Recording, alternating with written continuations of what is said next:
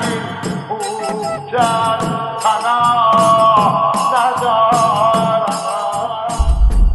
روز عاشوراست امروز، کربلا قوقاست امروز.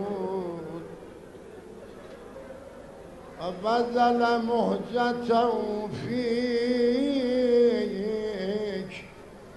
لیستنقذ عبادك من الجهاله و خیرت الضلاله. یا الله، چنین حقیقتی امروز خونشو داره برای نجات جمعیت میده. با بدن مجروح، دل پر از داغ، لب تشنه، حرارت آفتاب، گرد و خاک میدان، خستگی جنگ و جدال. فوضع خده علی الارض.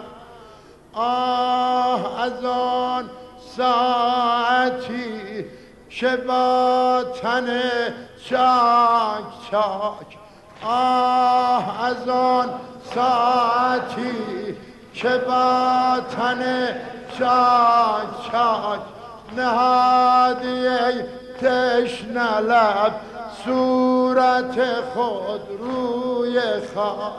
آه از آن ساعتی که با تن چاک چاک، آه از آن ساعتی که با تن چاک چاک، نهادی ای تشنه لب صورت خود روی خاک. تنت به سوز و گداز، تو گرم را زانیات، سوی خیام حرم دو چشم تو مانده باد. آه از آن ساعتی که با تن چاک چاک، آه از آن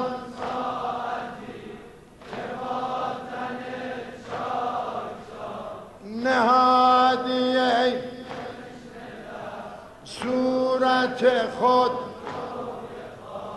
آمده از خیمگه خواهر غم دیده، آمده از خیمگه خواهر غم دیده، دید و چشم از جفا نشسته بر سینه‌ات.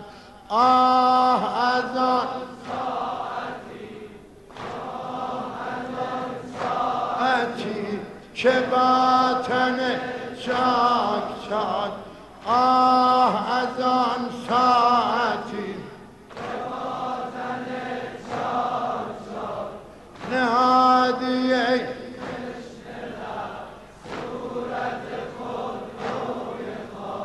گفتا بده مهلتی تا برسم بر سرش، گفتا بده مهلتی تا برسم بر سرش. برادرم تشنه است، برادرم تشنه است، مبر سر از پیکرش. یا ابا عبدالله